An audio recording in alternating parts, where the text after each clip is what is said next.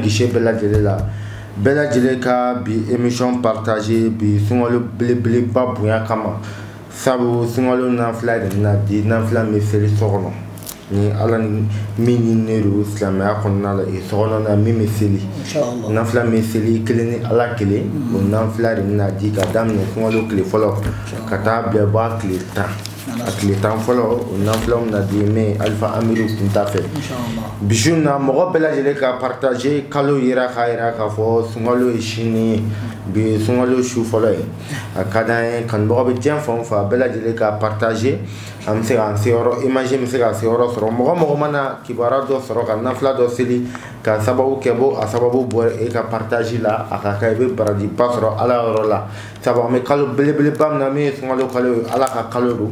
ka fo Bella Djeleka shu ni kenom na sigi ka damne klikan fe kana shu fala la se fla media san fe amna yana ma ko sebe amugo be Bella Djeleka demani Bella Djeleka duwala alfa amiru kunta assalamu alaikum wa alaikum assalam wa rahmatullahi ta'ala wa barakatuh gore bashitila ami alatanu ba alhamdulillah ba awiradu amala fuka bara Allahumma salli ala Muhammadin wa ali Muhammadin wa sallim Allahumma salli ala Muhammadin wa ali Muhammadin wa sallim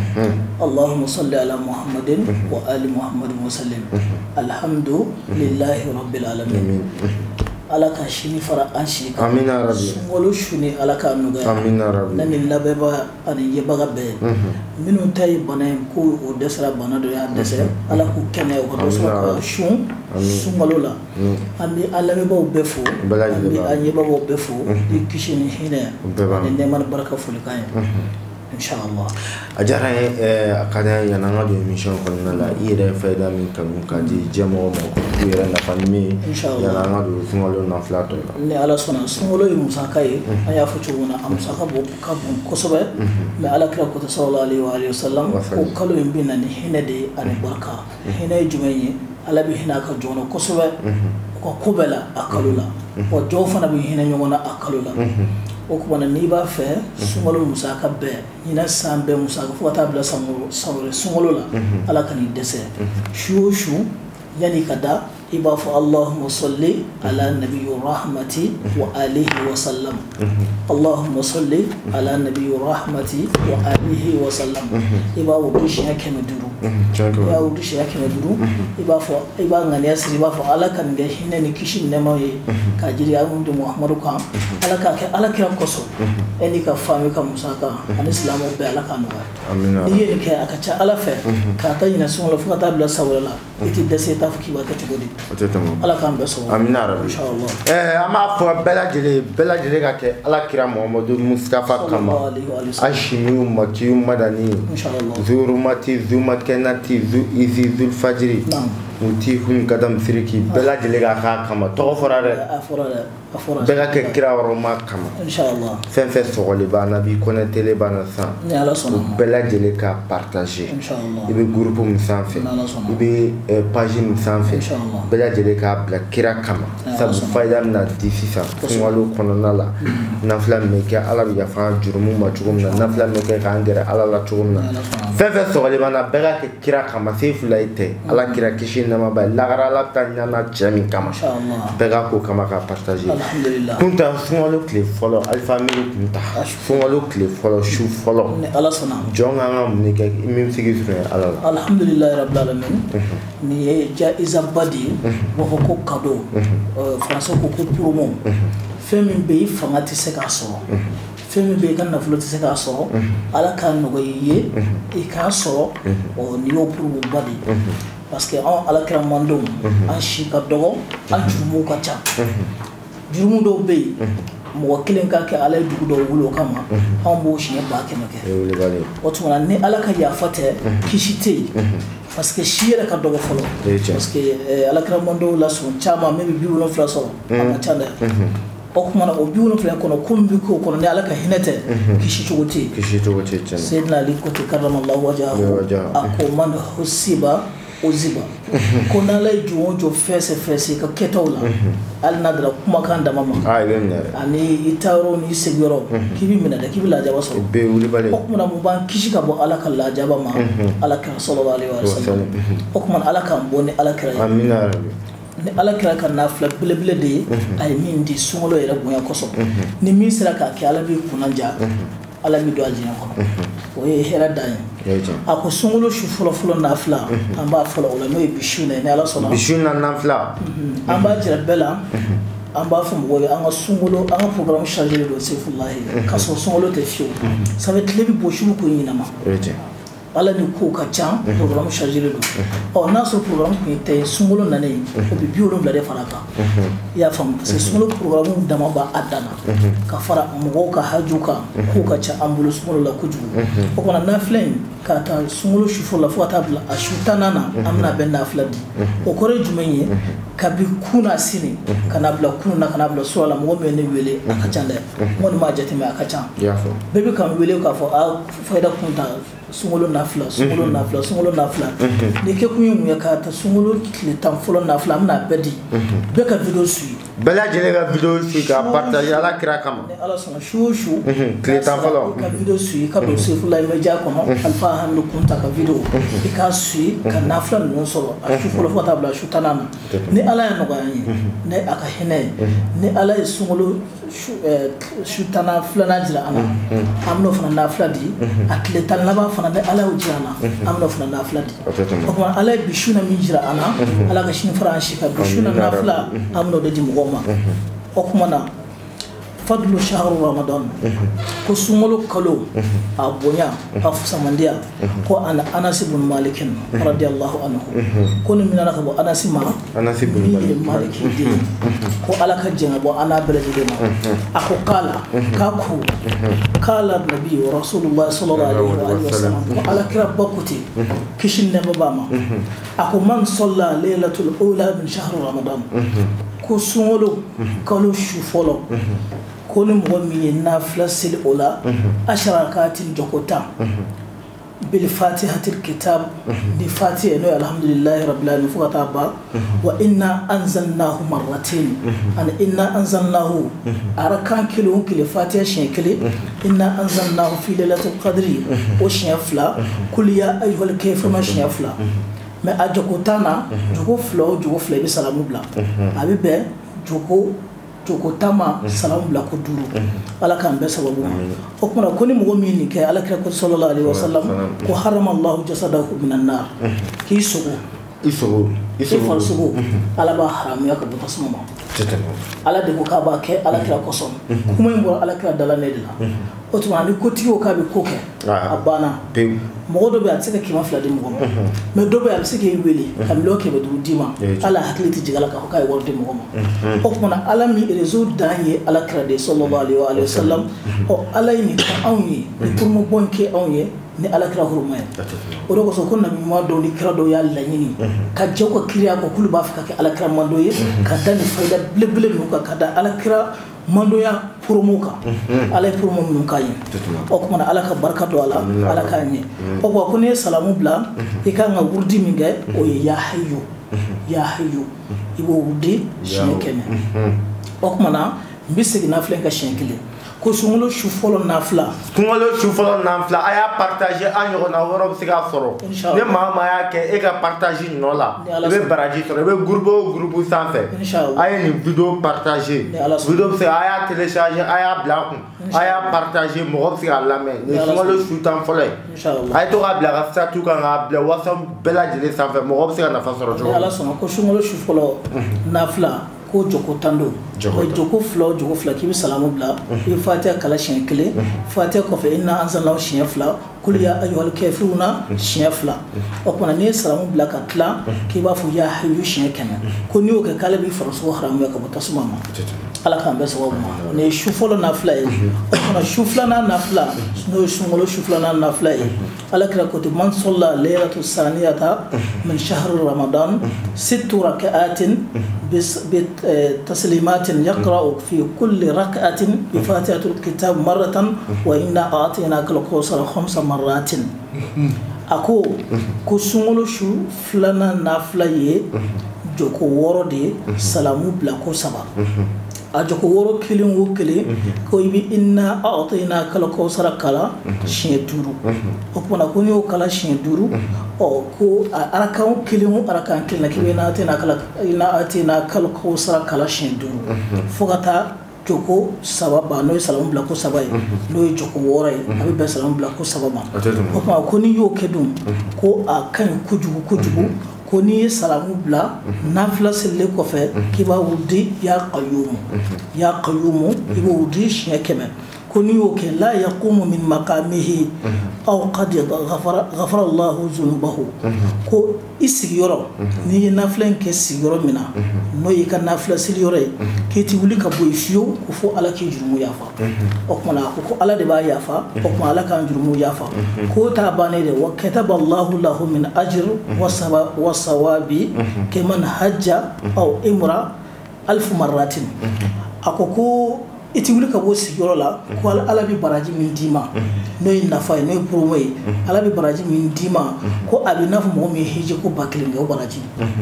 yo de ganyena ma kono hiji ko bakling ti so parce que hiji be sa won sa ne ala shi di mi se ga hiji ko bisa ba ke mi se ga bina ne ke me hiji ko bakling ga sa bakling so o ko na ko hiji an imura ni yo ke nam nena baraji min bo tigla mo ko bakling kala bo de dima ya famu o ta bane de wa keman tasaddaq 1000 dirham kabina fu mo me dirham bakili ina fu watan mo me saraka alakama kibo na fa de solo wa kafa 1000 janazatin ko janaza ka jo janaza kero la ina fu janaza kero na ka jo janaza kero fu janaza kero bakili mo me o beke wati kelen ko nana uti ka baraji ane mo min fana be ni atarake ni janaje shu kasage maso ye shu kasake bo baraji min bola ko ala bo dima ya famu o kuma ko abtla wa ada alfi maridin ko mo min fana ye banabato bakile kata fuli kala ki sego ke o banabato ye ko baraji min bo otigla mo kala bo dima o ko ani sungolo shuflana na fle ala ka beso amna se shu sabana ma ga partager inshallah o ko na sungolo shu sabana faida inshallah sungolo shu sabana nafla ala ka ko sallallahu alaihi wa alihi wa sallam ako man salla laylatu salisatu min shahr ramadan 6 rak'atin bi salasati taslimat ako ni mo misraka arakan woro seli no joko wore abi be salamu bla ko sabama sungolo shu sabana shu yakra fi kulli rak'atin ko raka kilin ki bi kalangala bil fatihatil kitab ni fatiha wa inna anzalnahu marratan shakili wa qul ya ayyuhal kafirun arba marratin shay'ani akoni mo mi oke kana lahu min ajr wa sawab ay taqada 1000 raqabatin wa at'ama 1000 ja'in koni mo mi oke ko ala bi baraji dima na fo mo mi jomuso bakili yo ka horoya ka bojo yana ka ke horoyin ka tlaka komoto mo mi be ni komo bala ni dumni tabulo ka dum o mo bakili mo mi o dumni wasaka 1000 sa'imin ko shumbatu bakili ko o mi no bo ko shuntige ko baraji ka ala bo de dima ya famu o kofe wasakana 1000 ulyanin mogombe ni ferobe ala ni fintabulu finiti mogomin bolo jati mede obi mogomin be ni feroto do ni fintabulu kabe nafo iyo bakili fini do de kana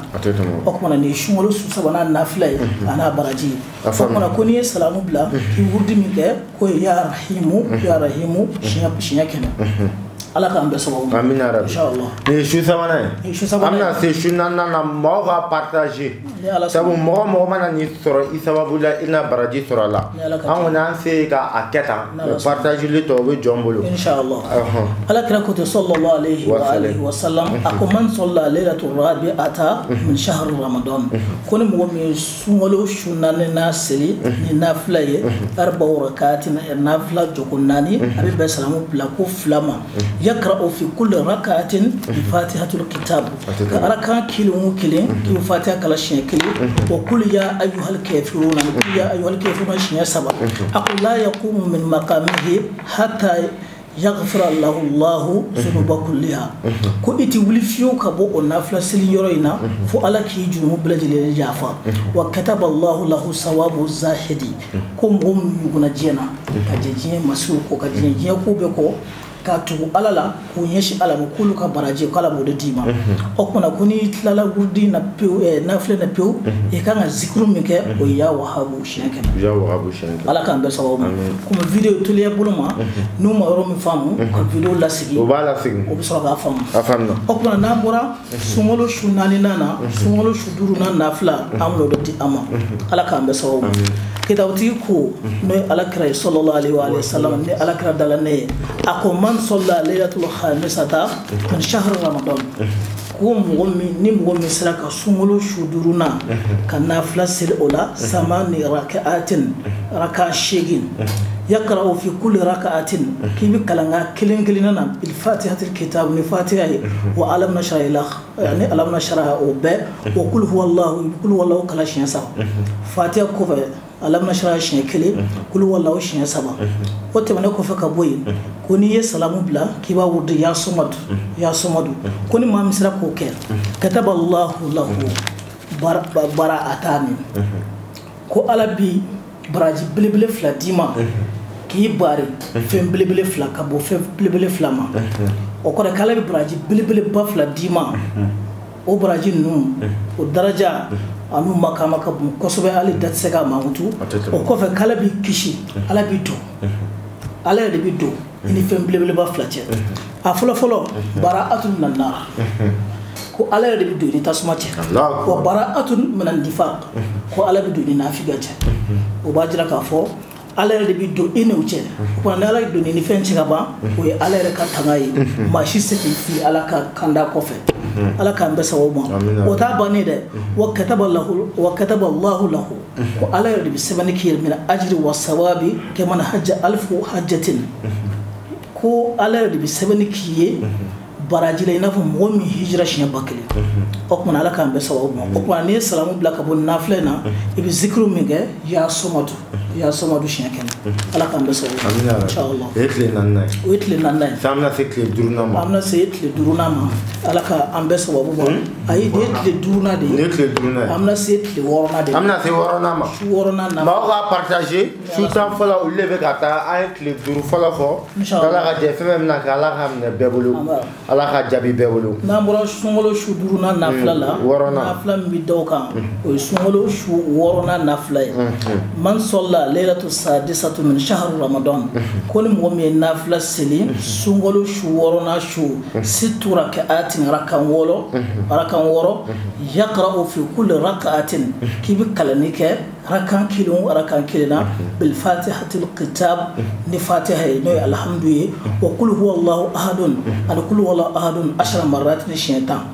o kɔrɔ arakan kelen o kelen arakan 6 de do salamu bila ko 3 arakan kelen o kelen fatiha kalannen kɔfɛ i ka kul huwa allahu ahadun kalan siɲɛ 10 a bɛ bɛn salamu bila ko 3 ma ko ni mɔgɔ min y'o kɛ n'i tilala wurudi la k'i kan ka zikuru min kɛ k'o ye ya wasi o i b'o di siɲɛ 100 ko ni mɔgɔ min sera ka nafila in kɛ sunkalo su 6nan su ko baraji min bi ala ajuru kɛ masali sola fi makami alfi raka'atin fi masjidil harami la ko i n'a fɔ mɔgɔ min ye arakan 1000 sili o la o rakan kelen a bɛ bɛn an ka arakan 100 dɔ ka arakan 1000 daraja de ma o kuma ko ni mɔgɔ min sera ka sunkalo su 6nan nafila kɛ i n'a fɔ ni cogo la ko ala bɛ baraji d'i ma i n'a fɔ maa min ye arakan 1000 sili fi masjidil harami ala kira ka misiriba in sallallahu alaihi wa sallam o kuma n'an bɔra sunkalo su 6nan na an taa sunkalo su 7nan na ala k'an bɛ sababu ma man sɔlla leilatu sabi'atu min shahri ramadan ko ni mɔgɔ min ye nafila seli sunkalo su 7nan su 4 raka'atin joko 4 fi kulli raka'atin bil fatihatil kitab wa kul ya ayyuhal kafirun 7 ko ni mɔgɔ min sera ka joko 4 seli sunkalo su 7nan na sabi bɛ salamu bila ko 2 ma kɔrɔ ni joko 2 seli i bɛ salamu bila i bɛna joko 2nan seli i bɛ salamu bila o kuma ko ni mɔgɔ min sera ka joko 4 seli a joko 4 kelen o kelen i bɛ fatiha kala siɲɛ 1 i bɛ kul ya ayyuhal kafirun kala siɲɛ 7 wa kul huwa allahu ahad wa kul huwa allahu ahad siɲɛ 7 fa kana lahu ajrun man tasaddaqa 1000 dinarin ko ala bɛ baraji d'i ma i n'a fɔ maa min dinar 1000 saraka fantaw la ala k'an bɛɛ sababu ma ala k'an kanda ala kira kosɔn ni an bɔr'o la sunkalo su 8nan nafila ala kira kosɔn sallallahu alaihi wa alihi wa sallam man salla laylatu saminatu min shahr ramadan ko ni mɔgɔ min ye sunkalo su 8nan nafila in seli ko raka'ataini ko rakan 2 de don yaqra'u fi kulli raka'atin ko rakan kelen o kelen k'i bɛ kalanni k'a la bil fatihatil kitab ni fatiha ye o kul huwallahu ahadun kul huwallahu ahadun isna ashara marratin siɲɛ 12 o kɔrɔ ye arakan ye joko 2 ye joko kelen o kelen i bɛ fatiha kalan ani kul huwallahu siɲɛ 12 ko n'i y'o kɛ ko kataballahu lahu bi kulli harfin qara'ahu ko harfu kelen o kelen n'a ye a tigilamɔgɔ y'a kalan a ka nafila seli kɔnɔ ibadatu 1000 sanatin ko ala bɛ san 1000 san 1000 mɔgɔ min san 1000 ka ala bato ala b'o baraji de d'i ma wallahu ajru liman at'ama ummatu muhammad sallallahu alaihi wa sallam k'a bɛ n'a fɔ i ala kira mando bɛ dumuni ala b'o baraji de d'i ma ala de b'a di a faamuna ala k'an bɛɛ sababu ma o kuma na n'an bɔra sunkalo su 8nan na sunkalo su 8nan n'an bɔra sunkalo su 8nan na an bɛna na sunkalo su 9nan man salla laylatu tasi'atu min shahr ramadan ko ni mɔgɔ min sera ka sunkalo su 9nan ka nafila seli ala nafila joko joli ye 8 raka'atin joko 8 y'a faamu fi kulli raka'atin bil fatihatil kitab ko raka kelen o kelen k'i ka fatiha kalan wa tabbat yada abi lahab ani tabbat yada abi lahab siɲɛ 7 wa kul huwallahu ahad ani kul huwallahu siɲɛ 7 ko ni maa min sera k'o kɛ salamu bilalen kɔfɛ k'i bi zikru min kɛ ya maliku k'i b'o de zikru siɲɛ 100 ko ni maa min sera ka nin kɛ atahu allahu sawabu sabirin ko mɔgɔ minnu sabalila ala kama ka se t'u ye k'ala b'o baraji di ma wa qulubu shakirin dusukun minnu ye ala barikada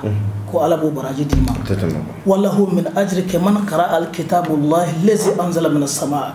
ko ala bɛ baraji di ma kitabu ban naani min jiginna ka bɔ sankolo la mɔgɔ min y'o bɛɛ kala k'a jigi waati kelen kɔnɔna na o tigilamɔgɔ bɛ baraji min sɔrɔ k'ala b'o baraji d'i ma ala k'an bɛɛ sababu ma o kumana n'an bɔra yen an bɛna su laban na n'o ye sunkalo su 10nan ye su 10 fɔlɔ ye ko man salla laylatul ashira min shahr ramadan ko sunkalo su 10nan ni mɔgɔ min sera ka nafila seli o la arba'u rakatin rakan 4 salamu bila ko 2 fi kulli raka'atin bil fatihatil kitab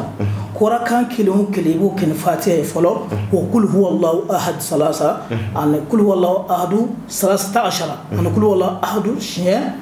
17 marratin ko ni mɔgɔ min y'o kɛ la yakumu min maqamihi hatta yunadi munadi min as-sama ya ibadi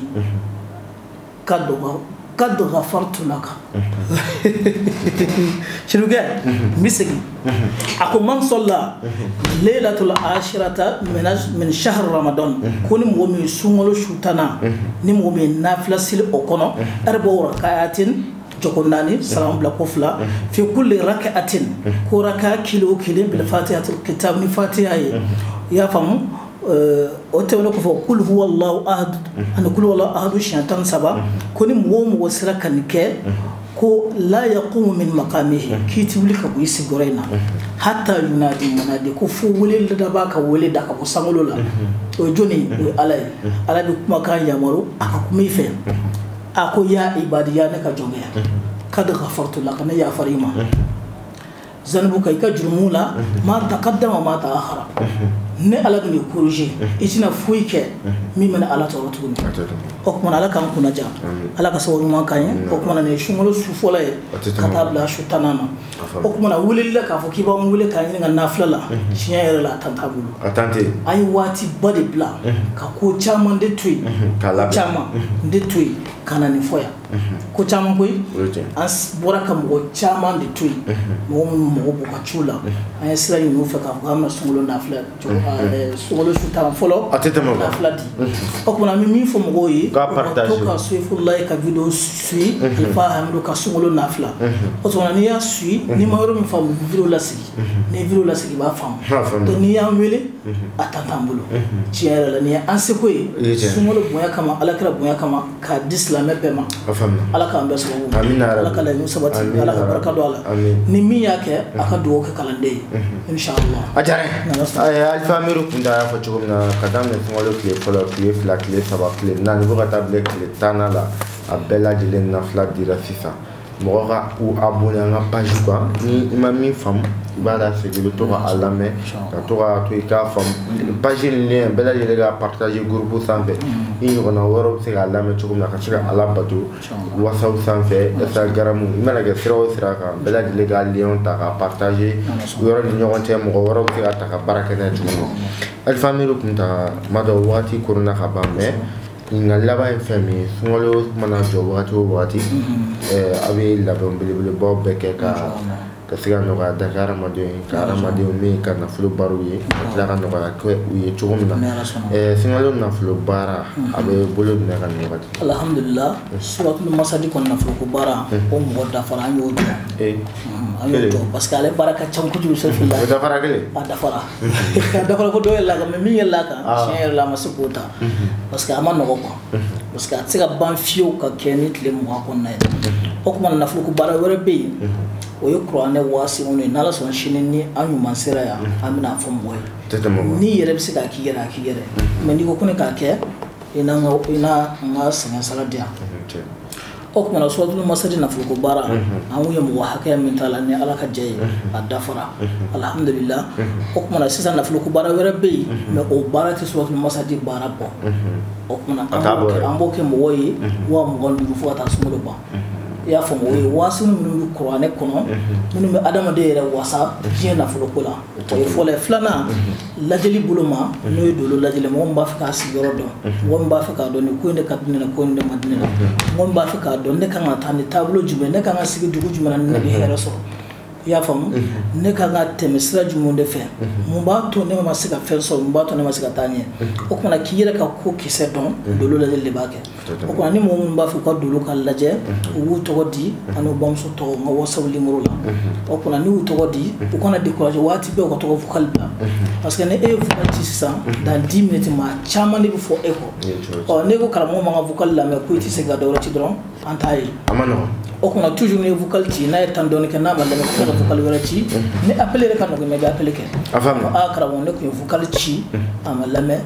ne tɔgɔ ye karisa o kuma a bɛ ten o tɛmɛnen kɔfɛ ka bɔ yen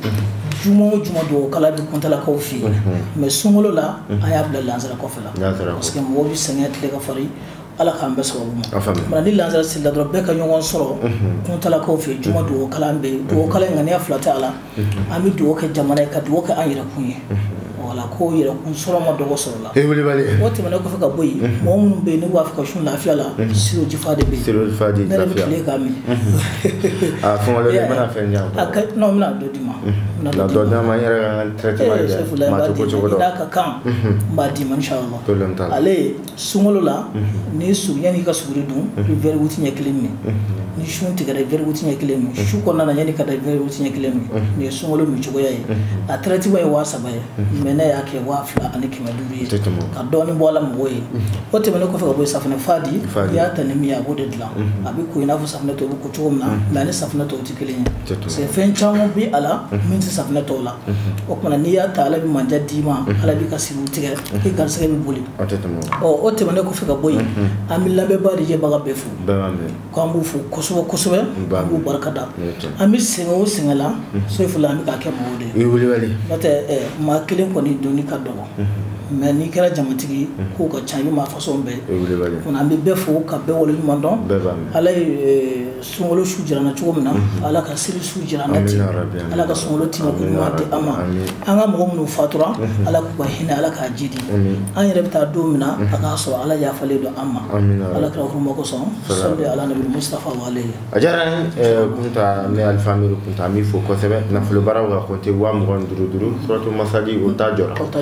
kuranɛ waasiw ni a caman de b'an bolo parce que kuranɛ waasiw ni sefulahi ma fiya n'i ye fɛn fila de ɲɛɲini kosɛbɛ ka muso baara k'a kɛ cɛ sago ye ɲɔ ɲɛɲini dɛ filanan nafolo bɛ sɔrɔ cogo di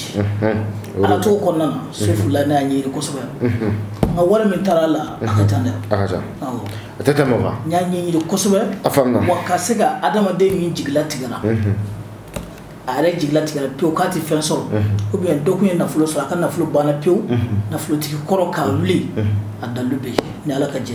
mais nafolo mɔgɔ min miliyari mara bɛ ka nafolo mara k'a tigi wuli an b'o bara ni suratu yusufu de a jiri bɔlen bɔ yen n'o ye sotoro ye karamɔgɔ b'a kalan a nasibu ko su bi naani kelen mɔgɔ min bɛ yen ni ala kun ye nafolo d'a ma nafolo bɛɛ banna pewu ka sɔrɔ a ma sa an b'o tigi ka ko wuli ni suratu yusufa de alayhi salam a tɛ tɛmɛ baga bɛɛ lajɛlen fo k'a fɔ Sefula Media sunkalo kɔnɔna la an labilalen bɛ bɛɛ lajɛlen tafsiri b'i bolo n'i y'an wele problème t'a la Sefula Media bɛ y'a kɛnɛ kan wajulu b'i bolo n'i y'an wele an bɛ y'a kɛnɛ fɛn fɛn diinɛ ko kɔni ta fanfɛla Sefula Media bɛ bɛɛ lajɛlen ka disposition kan ani sponsor Muhamad y'a kanu b'i b'an ka émission sponsorisé ani karamɔgɔ bɛ baara min kɛ a dayɛlɛlen bɛ bɛɛ lajɛlen